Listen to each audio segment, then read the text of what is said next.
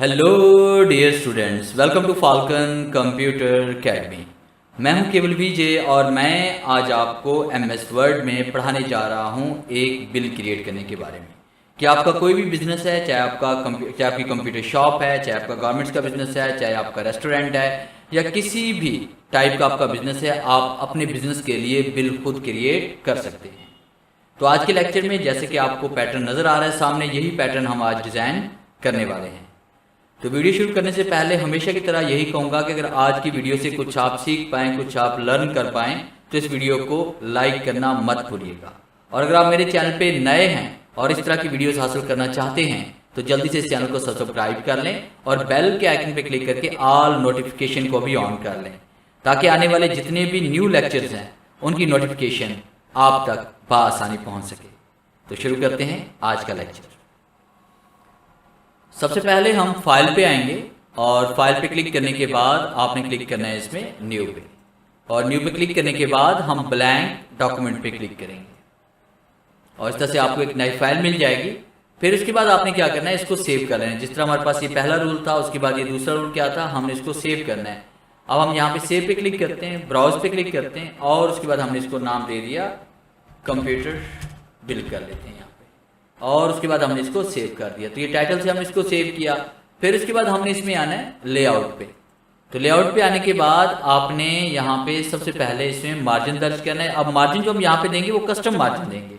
तो custom margin पे आपने आना है और यहाँ पे आप कस्टम मार्जिन 0.2 टैब का इस्तेमाल करते हुए 0.2 हम दर्ज करेंगे और आपने इसको ओके कर लेना है।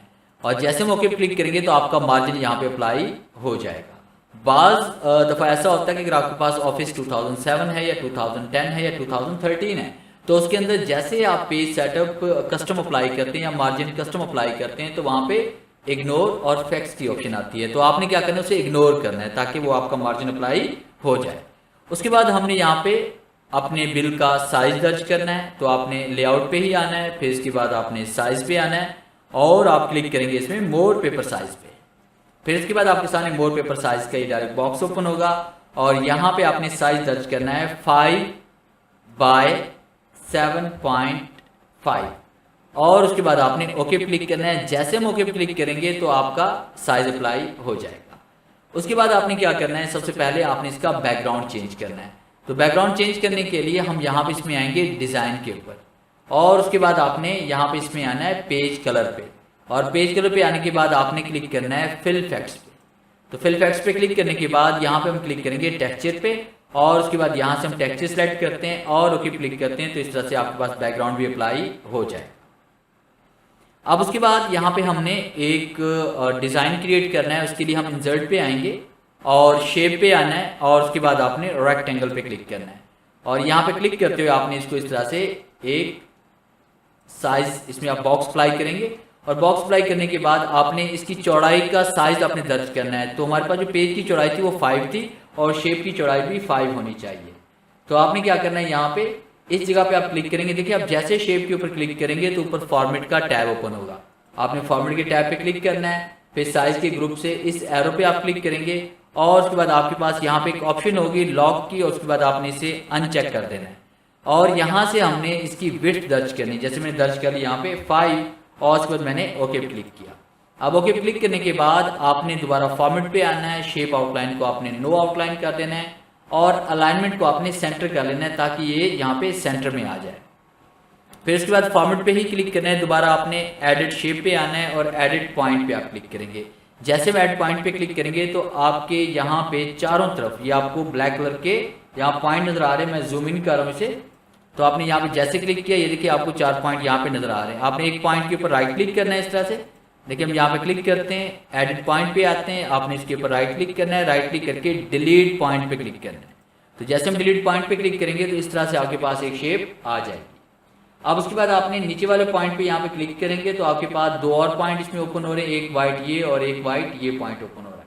तो हमने इस पॉइंट पे क्लिक करके इसको इस तरह से ऊपर लेके जाना है, ये इस तरह से, और फिर उसके बाद इस पॉइंट पे क्लिक करके इसको हमने इस तरह से नीचे लेके आना है और यहाँ पे हमने इस तरह से एक शेप को डिजाइन करना है। और फिर आपने इस पॉइंट पे क्लिक करना है। इस पॉइंट पे क्लिक करने के बाद इसको भी आप थोड़ा सा इस तरह से ऊपर लेके आएंगे ताकि आप इसको एक डिजाइन दे सकें। फिर उसके बाद आपने क्या करना है, कंट्रोल डी।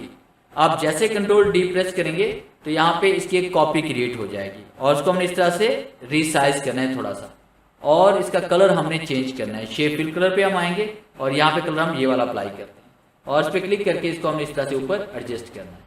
अब आपकी मर्जी है, इसको आप थोड़ा सा यहाँ से बढ़ा भी सकते हैं और कम भी कर सकते हैं।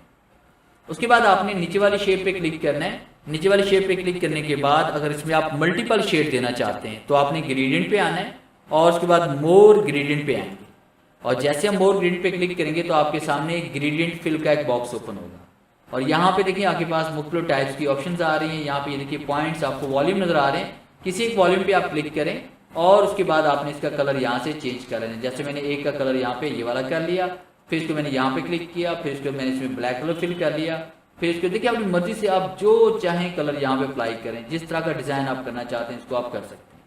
और उसके बाद शुरू में भी हम अगर यहाँ पे सियान ब्लू अप्लाई करना चाहते हैं तो ये कलर यहाँ पे अप्लाई कर सकते हैं। और उसके बाद जूम आउट करते हैं तो इस तरह से आपके पास यहाँ पे ये डिजाइन क्रिएट हो जाएगा। अब उसके बाद हम यहाँ पे क्लिक करते हैं ऊपर वाली शेप के ऊपर, फिर शेप पे आते हैं। उसके बाद आपने यहाँ पे शेप पे आने के बाद शेप इफेक्ट पे आते हैं, शेडो पे आते हैं और यहाँ पे डिफरेंट टाइप के शेडोज हमारे पास पड़े हुए हैं। तो इसमें आपने ये वाला शेडो यहाँ पे अप्लाई कर लें ताकि यहाँ पे आपको शेडो आपका प्रिंट हो इजीली। उसके बाद यहाँ पे हम टाइप करेंगे इसमें अपने बिजनेस का नाम या अपनी शॉप का नाम। तो उसके लिए हमें क्या करना है, इंसर्ट पे हम आएंगे, वर्ड आर्ट पे हम क्लिक करते हैं और यहाँ से हम ये वाला स्टाइल इसमें सेलेक्ट करते हैं और इसमें मैंने टाइप कर लिया न्यू एज। और न्यू एज राइट मेरी यानी कि फर्स्ट के शॉप का नाम है न्यू एज कंप्यूटर टेक्नोलॉजी। हम यहाँ पे क्लिक करते हैं और क्लिक करने के बाद आपने यहाँ पे इसमें कोई भी कलर देना है, जैसे कि मैंने यहाँ पे इसमें फाउंट कलर इसमें दे दिया ब्लैक। और उसके बाद यहाँ पे हम इसको अगर बोल्ड करना चाहें बोल्ड भी कर सकते हैं। फिर आप इंसर्ट पे आए, इंसर्ट पे आने के बाद आपने टेक्स्ट बॉक्स पे आना है, ड्रॉ टेक्स्ट बॉक्स पे क्लिक करेंगे और यहाँ पे क्लिक करते हुए आपने इस तरह से एक बॉक्स क्रिएट कर लेना है और इसके अंदर हम टाइप करेंगे कंप्यूटर टेक्नोलॉजी। और उसके बाद हमने तहरीर को यहाँ पे सिलेक्ट करना है और होम पे क्लिक करके हमने इसका फॉन्ट साइज यहाँ से इंक्रीज कर देना है और उसके बाद थोड़ा सा बॉक्स को हम बड़ा कर लेंगे ताकि एक ही लाइन में आ जाए हमारे पास। आप इस तहरीर को आप सिलेक्ट करें, कंट्रोल ए प्रेस करके भी आप इसको सिलेक्ट कर सकते हैं इस बॉक्स के अंदर, या ट्रिपल क्लिक करके भी हम इसको सिलेक्ट कर सकते हैं। आप इसे बोल्ड करें, बोल्ड करने के बाद दोबारा आपने फॉर्मेट पे जाना है। फिर उसके बाद आपके पास यहाँ पे व्हाइट कलर आ रहा है, इसको हमने रिमूव करना है। तो यहाँ पे इसके ऊपर आप क्लिक करें, उसके बाद आप शेप फिल पे आ जाएं, नो फिल पे क्लिक करें, आपकी कलर स्कीम यहाँ से रिमूव हो जाएगी और यहाँ से हम नो आउटलाइन करके आउटलाइन को भी रिमूव कर सकते हैं। तो इस तरह से आपने डाटा को एडजस्ट करना है। फिर हम यहाँ पे क्लिक करेंगे इसकी आउटलाइन के ऊपर, कंट्रोल प्रेस करेंगे और कंट्रोल प्रेस करते हुए हमने इसकी कॉपी क्रिएट करनी है। इस तरह से कॉपी क्रिएट करने के बाद आपने यहाँ पे इसका फाउंट साइज करो, नीचे वाले का आपने फाउंट साइज यहाँ पे 10 करना है। यहाँ पे क्लिक करते हैं, 10 पे क्लिक करते हैं, फाउंट साइज आपका अप्लाई हो जाएगा और हमने यहाँ पे टेक्स्ट बॉक्स को रिसाइज कर लेना है। ऐसे डबल क्लिक करते हैं और यहाँ पे इसमें टाइप करते हैं reference number. Reference number right करने के बाद आपने इस तरह से इसको रिसाइज करना है और उसके बाद हम यहाँ पे इसके सामने एक बॉक्स क्रिएट करेंगे। तो बॉक्स क्रिएट करने के लिए आपने इंसर्ट पे आना है और शेप पे हम आएंगे, यहाँ पे रेक्टेंगल पे हम क्लिक करेंगे और उसके बाद यहाँ पे क्लिक करते हमने एक बॉक्स क्रिएट कर लेना है इस तरह से ऐसे। और बॉक्स क्रिएट करने के बाद इसको हम यहाँ पे एडजस्ट करेंगे और अपनी मर्जी से देखिए हम यहाँ पे इसका साइज कम भी कर सकते हैं, उसका साइज हम बढ़ा भी सकते हैं। अगर आप इन दोनों के अलाइनमेंट सेट करना चाहते हैं तो शिफ्ट के साथ देखिए आप इस शेप पे क्लिक करें, शिफ्ट के साथ टेक्स्ट बॉक्स पे क्लिक करें और आपने इसमें फॉर्मेट पे आना है, अलाइनमेंट पे आएंगे और उसके बाद आपने इसको मिड कर देना है। देखिए इस तरह से ये अलाइनमेंट सेट हो जाएगी। फिर आप यहाँ पे क्लिक करें, क्लिक करने के बाद आपने फॉर्मेट पे आना है, शेप फिल कलर हम इसका व्हाइट कर लेते हैं और इसकी आउटलाइन को हम यहाँ पे नो आउटलाइन कर लेते हैं। इसी तरह से फिर हम यहाँ पे क्लिक करते हैं, शिफ्ट के साथ हम इस पे क्लिक करते हैं और उसके बाद कंट्रोल के साथ हमने इसको इस तरह से आगे की तरफ लेके जाना है ताकि इसकी कॉपी क्रिएट हो जाए। फिर यहाँ पे हम डबल क्लिक करते हैं और उसके बाद हमने यहाँ पे टाइप कर लिया डेट और शिफ्ट कॉलम। इसी तरह से फिर हम यहाँ पे क्लिक करते हैं, शिफ्ट प्रेस करें, फिर बॉक्स पे क्लिक करें, कंट्रोल के साथ आपने इसकी कॉपी क्रिएट कर लेनी है इस तरह से। और उसके बाद यहाँ पे हम डबल क्लिक करते हैं, फिर या ट्रिपल क्लिक करें, दोनों वर्ड्स आपके सिलेक्ट हो जाएंगे और फिर आप टाइप करेंगे यहाँ पे नेम कि किस नाम का आप बिल क्रिएट करना चाहते हैं। इस पे क्लिक करें और इसी बॉक्स का साइज हम यहाँ से बढ़ा देंगे। क्लिक करें और इस तरह से आप उसका साइज बढ़ा दें। फिर इसके बाद देखें आप जैसे यहाँ पे क्लिक करेंगे खाली जगह के ऊपर और आपने अब नीचे एंटर प्रेस करते हुए आना है ताकि हम यहाँ पे एक टेबल क्रिएट करके उसके अंदर हम बाकी डाटा राइट कर सकें। मगर यहाँ पे एक छोटी सी आपको प्रॉब्लम आएगी जो सभी के साथ आती है कि जैसे हम एंटर प्रेस करेंगे तो ये देखिए तमाम शेप्स और तमाम डाटा उसी एंटर के साथ नीचे की तरफ आ रहा है। तो आपके साथ भी यकीनन ये प्रॉब्लम आएगी। तो इस प्रॉब्लम को हमने सॉल्व कैसे करना है, मैं कंट्रोल जी कर लेता हूँ ताकि डाटा ऊपर चला जाए। अब आपने कीबोर्ड से कंट्रोल प्रेस करना है और उसके बाद आपने यहाँ से एंड का बटन प्रेस करेंगे कीबोर्ड से। कंट्रोल एंड आप प्रेस करेंगे, फिर आप एंटर प्रेस करेंगे तो अब ये आपका जो डाटा है, जो शेप है, जो आपने टेक्स्ट बॉक्सेस बनाए हैं वो नीचे नहीं आएंगे बल्कि वहीं के वहीं रहेंगे। तो याद रखिएगा कंट्रोल एंटर प्रेस करना है, फिर आपने एंटर करते हुए नीचे की तरफ आना है।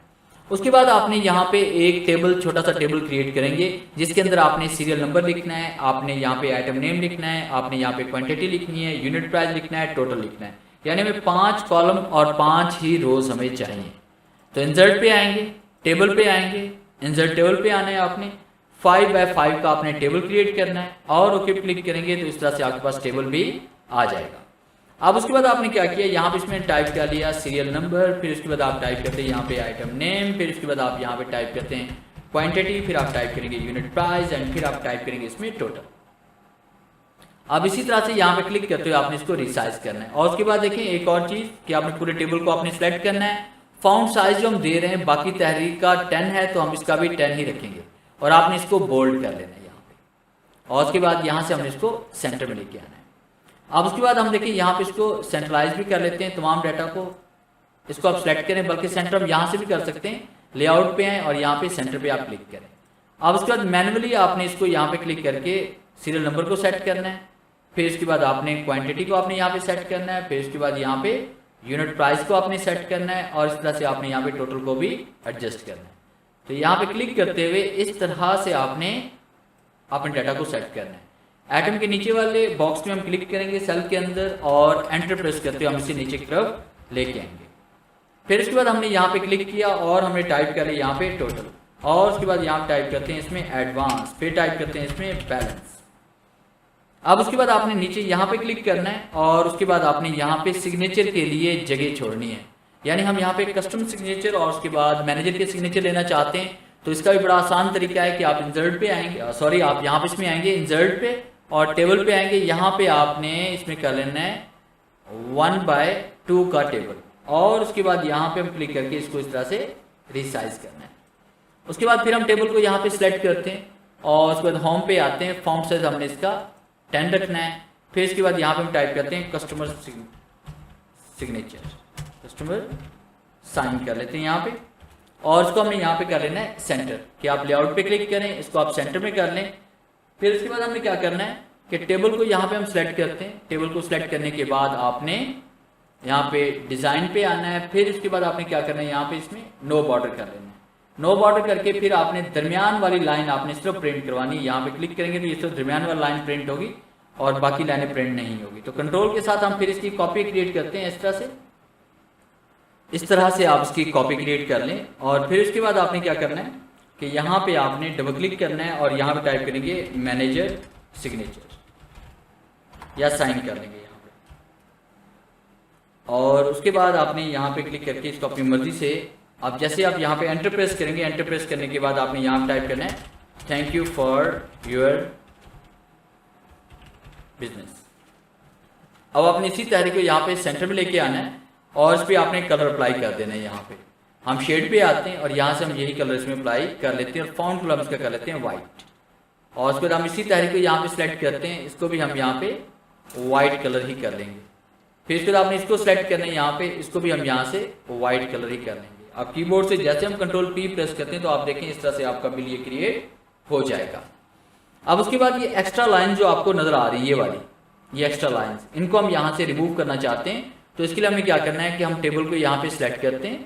इस तरह पूरे टेबल को आपने सिलेक्ट करना है। सिलेक्ट करने के बाद आपने लेआउट पे आना है और बल्कि सॉरी डिजाइन पे आप आएंगे। डिजाइन पे आने के बाद आपने यहाँ पे क्लिक करना है इसमें नो बॉर्डर पे और नो बॉर्डर पे क्लिक करने के बाद ऐसा होता है कि जैसे हम नो बॉर्डर करते हैं तो आपके पास ये जो आपको मध्यम से ये ग्रिड लाइन जो नजर आ रही है ये भी शो नहीं होती। अगर ये शो नहीं होगी तो आप अच्छी तरह से बॉर्डर भी अप्लाई नहीं कर सकते। तो फिर आप लेआउट पे आते हैं और व्यू ग्रिड लाइन पे इस तरह से आप जैसे क्लिक करेंगे तो ये ऑन हो जाएंगे। आपने इस तरह से ऊपर वाले हिस्से को आपने सिलेक्ट करना है। फिर आप डिजाइन पे आप आएंगे और उसके बाद आपने क्लिक करना है इसमें ऑल बॉर्डर्स पे। फिर इसके बाद हम इसको सेलेक्ट करते हैं यहाँ पे और आपने ऑल बॉर्डर्स पे आपने क्लिक करना है इस तरह से। और उसके बाद जैसे आप कीबोर्ड से कंट्रोल पी प्रेस करेंगे तो ये देखें आपके पास इस तरह से एक बिल क्रिएट हो चुका है। तो है ना ये कमाल की असाइनमेंट कि आप थोड़ी सी देर में अपने बिजनेस के लिए आप एक बिल क्रिएट करके रख सकते हैं और जब भी इसकी ज़रूरत पड़े आप इसको प्रिंट निकालें और अपना बिल क्रिएट कर सकते हैं। तो ये था हमारा आज का लेक्चर जिसमें मैंने आपको पढ़ाया कि किस तरह से हम अपने बिजनेस के लिए, अपनी शॉप के लिए हम यहाँ पे इनवॉइस या बिल क्रिएट कर सकते हैं। तो उम्मीद है आज के लेक्चर में कुछ ना कुछ ज़रूर नया सीखने को मिला होगा। अगर आज की वीडियो से वाकई कुछ आपने नया सीखा है तो इस वीडियो को लाइक करना मत भूलिएगा। तो मिलते हैं हम नेक्स्ट लेक्चर में, तब तक के लिए गुड बाय।